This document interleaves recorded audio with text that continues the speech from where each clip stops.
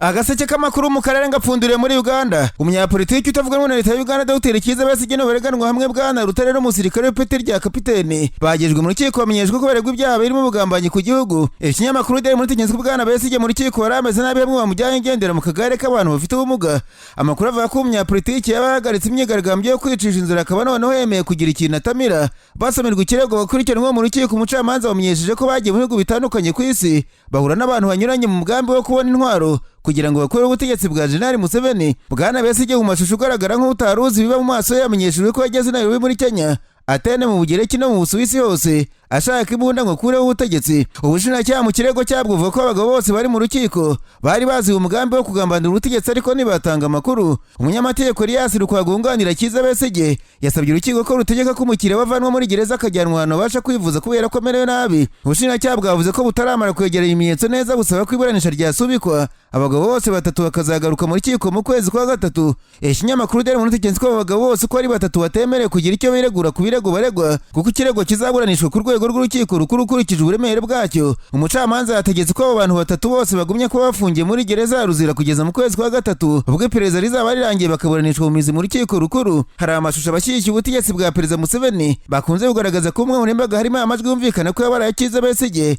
aganira n'abazungu mu Cyongereza bemeranya ubwoko bw'imbunda zaba nziza mu kuvanaho ubutegetsi vuba. Amahanga akomeje gusaba ko arekurwa kuko bamwe bavuga ko ibyo akurikiranweho ari ibibazo bifitanye isano n'umurongo we wa politike. Perezida Museveni aherutse gutangaza ko basaba ko arekura Kiza Besigye bakwiye kubanza kwibaza impamvu afunzwe. Uyu mutegetsi wa Kampala yavuze ko kwigaragambya yicisha inzara ari ugutera impuhwe ngo afungurwe, ariko mwibutsa ko ibyaha akurikiranweho bikomeye ku buryo ubiregwa aba akwiye gushaka ibimenyetso bimushinjura akareka kuzanamo amarimanganya. Nyuma y'iburanisha ryo kuwa gatanu abarwanashyaka b'ihure People's Front for Freedom risanzwe rishyigikiye Dr. Kiza Besigye abarigeze muri Kabare bagaragaye bari mu myigaragambyo y'amahoro basaba ko uyu mugabo arekurwa. Kuba Dr. Kiza Besigye yagiye kuburanira mu rukiko rwa gisivile byagaragaye ko byababaje umugaba mukuru w'ingabo za Uganda General Muhoozi Kainerugaba ndetse na Perezida Museveni ubwe. Mu bihe bitandukanye General Muhoozi yakunze kwandika kuri rubuga X ko Kiza Besigye ari umugambanyi washatse kwica Perezida Museveni kuva na kera na kare bari mu ishyamba ateguza ko azamumanika. Nararanganisha amaso y'amakuru byandikirwa muri Kongo Kinshasa abanyamakuru bakiza amakaramu ku mpapuro barandika. Banditswe abategetsi bashinzwe uburezi mu ntara turi muri teritwari ya Jugu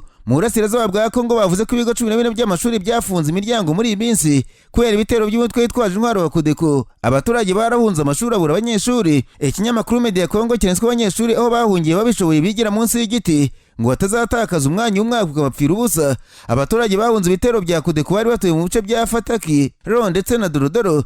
Amakuru yavuze ko abantu nibura 700 bahunze kuva tariki ya 17 kwezi kwa kabiri bahunze ibitero by'uyu mutwe w'inyeshyamba. Abo baturage barungira hafi y'ikiyaga cya Rubera ariko ngo babaye mu buzima bubabaje cyane. Mu gihe urwikekwa ariko rwiyongereye mu minsi yashize Kinshasa bishisha abaturage bavuga ururimi rw'igiswahili kubera amakimbirane mu burasirazuba. Umuyobozi w'akarere ka 14 k'igisirikare akaba n'umuyobozi w'itsinda rishinzwe umujyi arahamagarira abaturage ba Kinshasa kwirinda gushyira abantu bose mu gatebo kamwe. Mu itangazo rigenewe abanyamakuru ryo kuwa kabiri General Major Kizimu Mbu yifuje cyane guhakana ibi babivuga ko ari ifatwa ry'abasirikare mu ngabo z'u Rwanda cyangwa Ventura mu murwa mukuru Kinshasa. Komanda yaranditse ati nta muntu n'umwe mu ngabo z'u Rwanda cyangwa se Ventura afatiwe Kinshasa. Asaba abaturage ba Kinshasa kwirinda kubona abanyarwanda ahantu hose. Kuri muri iki gihe abaturage ba Kinshasa bagomba kwirinda kuvangura kuzabaganisha mu mutego watezwe n'umwanzi. General Major Kizimu Mbu yijeje ko bamaze gushyirwaho ingamba zo kurinda umurwa mukuru wa Kongo bityo akaba ahamagarira abaturage kwizera inzego n'ingabo by'umutekano cyane cyane mu kugaragaza abantu badashira amakenga. Leta y'Ububiligi ariko ku rundi ruhande yasabye abaturage bayo kwigengesera no kwirinda ingendo mu masaha ya saa 5 z'ijoro mu mujyi wa Katanga, Ruhora na Tanganyika. Babitangaje nyuma y'umutwe w'Ventura uhanganye bikomeye n'ingabo zere turi gusatira umujyi wa Uvira wegereye ibice by'ikiyaga cya Tanganyika hafi ya Katanga. Ububiligi bwavuze ko Katanga, Ruhora na Tanganyika umutekano wa utizeye bityo bagenda ibyo bice basabwe kwigengesera. Icyo gihugu cyavuze ko abaturage bacyo bakiri mu ibyo bice bifuza kuhava bafata indege bakerekeza Karemi, Korwezi cyangwa se Lubumbashi. Ububiligi bwavuze ko muri Katanga kuva saa 5 za nijoro kugera saa 11 za mu gitondo ayo masaha bibujijwe kuyagenda mu muhanda yaba kugenda n'amaguru cyangwa se n'imodoka. Ububiligi buvuga ko izi ngamba zifashwe mu rwego rwo kwirinda ibikorwa by'urugomo bikorwa muri iyo miji. M23 iri gusatira umujyi wa Uvira ndetse iranagana no mu bindi bice bya Kongo. Uyu mutwe usaba leta kugana inzira y'ibiganiro nayo bitakora bigakomeza urugamba ivuga ko ari kubohora abaturage. Hanyuma ariko kandi ibiro bishinzwe kugenzura umutungo wo hanze Office of Foreign Asset Control cyangwa se OFAC bya Minisiteri y'Imari ya Leta Zunze Ubumwe za Amerika byashyize General Retired Kabarebe James na Lawrence Kanyuka ku rutonde rw'abo byafatiye ibihano. Itangazo rya Minisiteri y'Imari ya Amerika rivuga ko Kabarebe ari uri hagati y'ubufasha u Rwanda rw'Ventura umutwe nishinja ibikorwa bihonyora uburenganzira bwa muntu nk'uko iyo minisiteri yabitangaje. Kagare wahoze mu ngabo z'u Rwanda ku ipeti rya General kuri ubu ni umunyamabanga leta y'u Rwanda ushinzwe ubutwererane bw'akarere muri minisiteri y'ububanyi n'amahanga y'iki gihugu. Umuvugizi wa guverinoma y'u Rwanda yasubiyemo n'ibinyamakuru byo mu Rwanda avuga ko ibihano nk'ibi ngibi bidashobora kuba umuti w'ikibazo kimaze imyaka myinshi mu burasirazuba. Kagare we niwe mutegetsi wa mbere wo hejuru mu Rwanda ufata ibihano na Amerika kubera intambara iri muri Kongo Kinshasa muri iki gihe. Amerika kandi yashyize Lawrence Kanyuka umuvugizi w'ibiro FC M23 ku rutonde nk'urwo rw'abayafatiye ibihano hamwe na kompanyi ebyiri zanditse mu Bwongereza no mu Bufaransa nk'uko iryo tangazo ryabivuze. James Kabarebe cyangwa se Lawrence Kanyuka ntacyo bavuze ku byakozwe na leta ya Amerika. Abategetsi b'u Rwanda bahakana ibirego bashinjwa na leta ya Kinshasa ko ingabo z'u Rwanda zibarirwa mu bihumbi zifashe M23, bakavuga ko u Rwanda rwafashe ingamba zo kurinda imbibi zarwo gusa. U Rwanda rero bishinja ingabo za Kongo gukorana na FDLR urwanya ubutegetsi bwa Kigali. Umukuru w'u Rwanda Paul Kagame aravuga ko iki kibazo amahanga atagifata nk'igikomeye ariko ku Rwanda ari ikibazo gikomeye. Amerika yavuze ko Kabarebe ari ugenzura byinshi mu byinjizwa n'u Rwanda n'M23 bivuye mu mabuye y'agaciro muri Kongo Kinshasa, ko ari ugenzura kuvana mu y'agaciro mu birombe bya Kongo akagera mu Rwanda mbere yo koherezwa mu mahanga. Ibirego byo gucuruza mu y'agaciro ya Kongo abategetsi b'u Rwanda bagiye babihakana na mbere, bakagaragaza ko ari ibirego bihimbwa n'abategetsi ba Kinshasa kuko bananiwe gucunga neza ubucukuzi bw'ibirombe. Ibibazo birimo bakabishinja abandi. Leta ya Amerika yavuze ko ibi bihano yafashe bireba kompanyi za Lawrence Kanyuka zitwa Kingston Fresh Limited itanga serivisi z'ibiribwa ikorera mu Bwongereza na Kingston Holding y'ibijyanye n'ubujyanama mu bucukuzi bw'amabuye y'agaciro ikorera mu Bufaransa. Leta ya Amerika yavuze ko ibi bihano bivuze ko imitungo yose hamwe n'inyungu by'abo bantu biri muri Amerika cyangwa se ari ibyaba ari kubigenzurwa n'abari muri Amerika bifunzwe,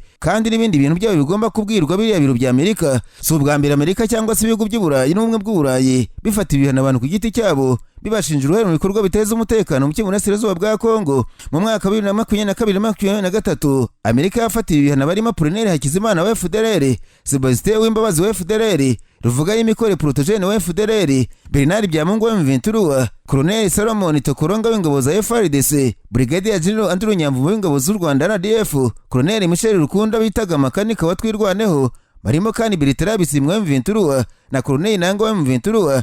Abandi nka Sultani Makengano Uringoma nabo basanzwe barafata ibihano na ONU cyangwa se ubumwe bw'Uburayi. Ku kibazo cya Kongo ibihano by'ibihugu by'Uburengerazuba byagiye bifatirwa abantu batandukanye imbere. Umusaruro wabyo mu gukemura iki kibazo wagiye ushidikanywa n'abasesenguzi batandukanye. Leta ya Kongo yakomeje gusaba amahanga gufata ibihano abategetsi b'u Rwanda kandi isaba amahanga guhagarika inkunga y'iterambere y'u Rwanda irushinja gutera Kongo ruciye mu mutwe wa M23. U Rwanda ruvuga ko kwibasira inyungu zarwo n'ubufatanye mu iterambere rufitanye n'ibihugu by'amahanga bidatanga umuti ku kibazo cy'umutekano muke mu burasirazuba bw'iki gihugu. Imiryango y'ibihugu by'akarere ya na SADC yombi Kongo irimo isaba ko amakimbirane yo muri Kongo akemurwa mu nzira z'ibiganiro by'amahoro bigashyirwamo n'umutwe wa M23. Leta ya Kongo yavuze ko itazigera iganira n'umutwe w'inyeshyamba wa M23 yita ko ari umutwe w'iterabwoba ufashwa n'u Rwanda. Hanyuma ariko kandi abanyapolitiki bo muri Chad bamaganye igitekerezo cyo kohereza ingabo z'igihugu cyabo mu ntambara ikomeje mu burasirazuba bwa Kongo. Perezida Félix Tshisekedi wa Kongo amaze iminsi asaba mugenzi we wa Chad Marshal Mahamat Idriss Déby abasirikare bo kumufasha kurwanya umutwe witwaje intwaro wa M23. Umudepite uyobora ishyaka Front Populaire pour la Libération ritavuga rumwe na leta muri Chad n'uwitwa Takirari Ndurasem yatangaje ko kuba igihugu cyabo kibanye neza na Kongo bitavuze ko kigomba kohereza abasirikare bo gupfira ishyanga. Depite Ndurasem yibukije Perezida Mahamat ko Kongo ifite abaturage benshi bityo ko yakabaye itozamo abasirikare bayifasha kurinda igihugu aho kugira ngo isabe Chad igihugu gituwe n'abaturage batarenze miliyoni 30. Ati ntabwo bikwiye kohereza abanyacad kugira ngo bajye gupfira muri Kongo, ntabwo bishoboka bwana Perezida kubera ko twebwe turi miliyoni nke ku butaka bufite ubuso bwa kilometero kare miliyoni irenga, nyamara muri Kinshasa ni miliyoni 20, muri Kongo hose ni miliyoni 140. Kubera iki twajya kubapfira? Uyu munyapolitiki yasobanuye ko ubutegetsi bwa Chad nabwo bwahanganye n'imitwe yitwaje intwaro imyaka myinshi kandi ko butigeze buhamagara amahanga kugira ngo abwoherereze ingabo zo kuwufasha kuyirwanya. Yamenyesheje Perezida Mahamat ko akwiye kwirinda kugira uruhare abogamiraho agashyigikira imyanzuro y'amahoro yafashwe n'abakuru b'ibihugu byo muri Afurika. Iyo myanzuro irimo ko leta ya Kongo iganira na M23. Impirimbanyi y'uburenganzira bw'ikiremwamuntu muri Chad Dr Ibrahim Mahamat Ali yibukije ko muri 1998 igihugu cyabo cyoreje ingabo muri Kongo kugira ngo zifashe ruhande zire Kabila wari uhanganye n'umutwe witwaje intwaro wa RCD. Ati ntabwo dushaka ko ibyo bisubira. Uyu munsi ni ngombwa ko Chad ibindi bihugu byirinda kohereza ingabo ahubwo bikagendera kuri diplomasi kugira ngo bikemure amakimbirane igihe kirageze ngo bihagarare. Dr Ibrahim yatangaje ko Chad atari ikigega cy'abasirikare bahora biteguye kujya mu mahanga mu gihe cyose babisabiwe. Agaragaza ko leta ya Kongo yagombaga kuba yaribashyiye igisirikare cyayo kuva kera. Ati Chad si ikigega cy'abasirikare bahora biteguye kugenda buri uko bisabwe kandi kuva kera abanyekongo bakabaye barubatse igisirikare cyabo aho kwibanda ku kwambara neza. Ingabo za Kongo zisanzwe rifatanya n'iz'u Burundi FDLR n'imitwe y'abazarendo muri intambara. iz'umuryango wa Afurika y'Amajyepfo SADC, abacancuro b'abanyaburayi ndetse n'iz'umuryango w'abibumbye MONUSCO zo zabaye zinavuyemo nyuma y'iminsi ibiri. Ariko kandi umuyobozi wawo yishwe na drone y'igisirikare cya leta ya Kongo FARDC. Umutwe wa Twahirwa wavuze ko mu gitondo cyo kuwa gatanu tariki ya 21 abaturage ba Minembwe bagabweho igitero cy'ubugome mu mudugudu yagiye Hanama na Evome. Itangazo ryashyizweho umukono n'umuhuzabikorwa wa Twahirwa Kamasa Ndakize Welcome yavuze ko ibi bitero byakoreshejwemo intwaro ziremereye ndetse n'izoroheje byagabwe na Kongo n'abafatanyabikorwa mu mitwe ya Mayimayi ngo imaze imyaka 8 yariyemeje kurandura abanyamurenge muri gakondo yabo. Itangazo ryavuze ko ibyo bitero byakuye mu byabo abaturage benshi biganjemo abagore n'abana. Twahirwa yavuze ko abaturage benshi bicirwa muri ibyo bitero ari abavana mu byabo n'imirwano bavuye mu bindi bice byamaze kugirwa umuyonga n'ihuriro ry'ingabo za leta ya Kongo na Mayimayi. Uyu mutwe washoje itangazo ryavuga ko uzakomeza kwirwanaho no kurinda abaturage bamaze gucirwa igihano cy'urupfu n'ingabo zagombye kuba barengera. Uyu mutwe wa Twahirwa ubusanzwe ukorera mu gace kazwi nk'umurenge mu ntara y'Kivu y'Amajyepfo aho ni muri Kongo Kinshasa. Wasohoye n'itangazo wemeza urupfu rwa Michel Rukunda wari uzwi nka makanika wari ukuriye uwo mutwe. Iryo tangazo ko General Makanika usanzwe uzwi ku ipeti rya Colonel yahoranye mu ngabo za leta ya Kongo FARDC atarazivamo yishwe ku gatatu n'igitero cy'indege ya drone yaturutse Kisangani. Amasoko atandukanye y'amakuru yemeza ko Colonel Makanika yishwe na drone y'ingabo za Kongo muri teritwari ya Fizi. Abantu babiri bari barahatandukanye muri Kivu y'Amajyepfo bakurikirana bya hafi bera mu gace ka Minembwe kuwa kane babwiye ibisi ko Colonel Makanika yapfuye kuwa gatatu kandi yapfanye n'abantu barenze babiri. Imiryango myinshi n'amahoro bahuza abanyamurenge yagiye itangaza ko barimo kubera urupfu rwa Colonel Makanika bemeza ko ari intwari yabo yaguye ku rugamba rwo kurengera ubwoko bwabo. Mu minsi yashize havuze imirwano yashyamirije ingabo za leta n'inyeshyamba za Twahirwa mu misozi ya Minembwe muri teritwari ya Fizi. Mu byumweru buke bishize Colonel Makanika bavuga ko rwanya ubwicanyi n'akarengane gakorerwa abanyamurenge muri Kongo yumvikanye atangaza ko ashyikira wese harimo n'Ventura urwanira uburenganzira bw'abicwa kubera ubwoko bwabo. Makanika avuga ko atuye mu Minembwe kandi ibirindiro bikuru bya Twahirwa biri ahitwa mu Bijabo. Colonel Michel Rukunda Makanika yari umunyamurenge wahoze mu gisirikare cya leta afite ipeti rya Colonel yakivuyemo 2020 atorotse aho yakoreraga muri teritwari ya Karere ya Kivu y'Amajyaruguru nk'uko byemejwe n'igisirikare muri icyo gihe. Makanika nyuma yavuze ko yavuye mu gisirikare ngo ajye gufasha kurengera ubwoko bwabo bukomeje kwicwa mu gace ka Minembwe. Makanika yumvikanye kenshi anenga igisirikare cya leta kunanirwa kurengera abanyamurenge akanashinja igisirikare gufasha abarwanyi b'ubwoko bw'Abafurero, Abanyindu n'ayandi kwibasira abanyamurenge. Uruhande rw'ingabo za leta hamwe n'abarwanyi b'ubwoko bw'Abanyindu bashinjaga Makanika n'abarwanyi be ko babatera bagakora ubwicanyi. Makanika yari yarafata ibihano n'imiryango y'ibihugu nk'ubumwe bw'Uburayi ndetse na leta z'ubumwe za Amerika ibyo yakundaga kuvuga ko bitamureba. Ubumwe bw'Uburayi bwamushinjaga ibikorwa byo kuyobora inyeshyamba za Twahirwa aho ziteza umutekano muke, zinjiza abana mu barwanyi, gutera no kwica abasivile n'ibindi. Itangazo rya Twahirwa ryavuze ko mu maraso ya Michel Rukunda Makanika nabo bafatanije havutsemo intwari zakomeza urugamba kugeza ku gitonyanga cya nyuma cy'amaraso yabo barwanira agace ka Minembwe. Ni nyabije muri Kenya abanyamakuru bicaye imbere mudasobwa barandika. Banitwa Bukati waruzwi cyane mu nkundura y'amatora muri Kenya yitabye Imana afite imyaka 63. Uyu mugabo azwi cyane nk'uwahuye n'ibikubara byakurikiye amatora akomeye ya perezida muri Kenya 2017 yaje guteshwa agaciro n'urukiko rw'ikirenga. Uyu mugabo azwi nanone mu matora yashize 2022 yasize komisiyo y'amatora yarabereye perezida isenyuka kubera kutumvikana ku byo yatangaje byavuyemo. Bukati watangiye imirimo ye mbere gato y'amatora yahanganishije inzovu ebyiri. Uhuru Kenyatta washakaga manda ya kabiri na Raila Odinga washakaga kuba perezida yahuye n'ikibazo bwatangaza ko Uhuru Kenyatta yatsinze amatora, ariko David Maraga wari perezida w'urukiko rw'ikirenga akatisha agaciro avuga ko mu matora yaranzwe n'uturenge twinshi agasubirwamo. Uko gushaka kuyasubirishamo kwabanje kwangwa na Raila Odinga wavuze ko atazasubira mu matora mu gihe Bukati yaba akiri perezida wa komisiyo y'amatora. Muri 2022 nabwo bwana Bukati niwe rero no gukiranura Raila Odinga na William Ruto w'uko ikipe ya Odinga yamushinje kwira amajwi William Ruto birangira komisiyo isenyutse n'ubu ntirajyaho. Perezida William Ruto mu itangazo ryanganisha umuryango Nyakwigendera yavuze ko bwana Bukati yari umugabo w'ijambo igihugu kibuza imfura. Ibinyamakuru bya Kenya byavuze ko umuryango Nyakwigendera utaramenya niba uzakoresha ibizamini ngo amenyekane icyamwishe, bivuze ko abanyakenya bagiye ko bategereje igihe runaka. Uyu mugabo kubera kwibura amatora yagoye igihugu ntiyakundaga kwigaragaza mu ruhame nyuma yo kuva ku mwanya wa perezida wa komisiyo y'amatora 2023. Umuryango Nyakwigendera ariko kandi wasabye abasesenguzi kuba amahoro muri iki gihe cy'akababaro hirindwa ko abantu bajya kuzana amakuru atari ngombwa. Hanyuma ariko abayobozi ba Sudani bahamagaje ambasaderi wari uhagarariye muri Kenya nk'uko byemejwe na Minisiteri y'Ububanyi n'Amahanga ya Sudani. Icyo cyemezo cyafashwe nyuma y'uko hashize icyumweru cyose hari inama zirimo kubera mu mujyi wa Nairobi zijyanye no gushyiraho guverinoma y'abatavuga n'ubutegetsi muri Sudani. Ukaba ari umushinga uvuga ko watangijwe na General Hemeti uyoboye ingabo zo mu mutwe wa Force de Soutien Rapide uri mu ntambara uhanganye muri gisirikare cya leta. Kubera izo nama z'izo nyeshyamba zabera mu mujyi wa Nairobi, Minisiteri ya Sudani y'Ububanyi n'Amahanga yatangaje ko cyari ikindi gikorwa cyiyongera ku bindi kinyikoze kandi bihungabanya imibanire myiza y'ibihugu byombi nk'uko byatangajwe na Minisiteri y'Ububanyi n'Amahanga ya Sudani. Kuba izo nama z'uwo mutwe w'inyeshyamba zabereye i Nairobi bishimangira umugambi wa perezida William Ruto mu gushyigikira abashaka guhirika ubutegetsi buri muri Sudani hagamijwe gushyiraho guverinoma igizwe n'inyeshyamba zikora jenoside.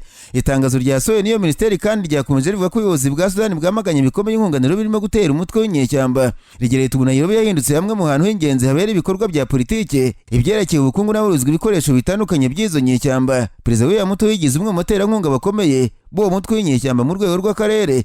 Radiyo mpuzamahanga y'Abafaransa RFI yatangaje ko bitari ubwa mbere ubutegetsi bwa Sudani butumiza ambasaderi wayo muri Kenya kuko no muri Mutarama umwaka ushize byabayeho nyuma y'uko Perezida William Ruto yari yakiriye Jenerali Hemet i Nairobi. Mu itangazo ryasohowe na Minisiteri y'Ububanyi n'Amahanga ya Kenya mu rwego rwo gusubiza ibyishinjwa na Sudani, yavuze ko inama zo ku rwego rw'akazi zimaze iminsi zibera ku butaka bwa Kenya zikozwe n'abayobozi bo muri Sudani zikorwa ku rwego rw'ubuhuza hagati y'impande zihanganye mu ntambara. Agaseke k'amakuru mu karere ngapfundikira imbunda abanyamakuru bakoze ba muri no barandika banitwa polisi n'abasirikare bafite imbunda bagera kuri 800 bamaze guhungira mu Burundi nyuma y'imirwano ihanganije ingabo za Kongo na M23. Ikinyamakuru SOS Menekezwa ko abasirikare no polisi bahunganye n'imbunda banyuze mu ntara y'Ibitoke ubu bajyanwe mu nkambi mu ntara ya Muramvya. Amakuru ava mu Burundi yavuze ko iki gihugu mu ntara y'Ibitoke cyanahuye n'ikibazo cyo kuba cyarakiye abasirikare bivuga ko bahunze imirwano muri Kongo ariko batazi n'ubutegetsi bwa Kinshasa ko ari abasirikare. Kinshasa muri iyi ntambara bivuga ko yabarahaye imbunda abasivile bazwi nka bazarinde ngo bafatanye n'ingabo kurwanya M23. Amakuru atangwa na Loni yavuze ko Burundi bumaze kwakira impunzi abanyekongo zigera ku 35.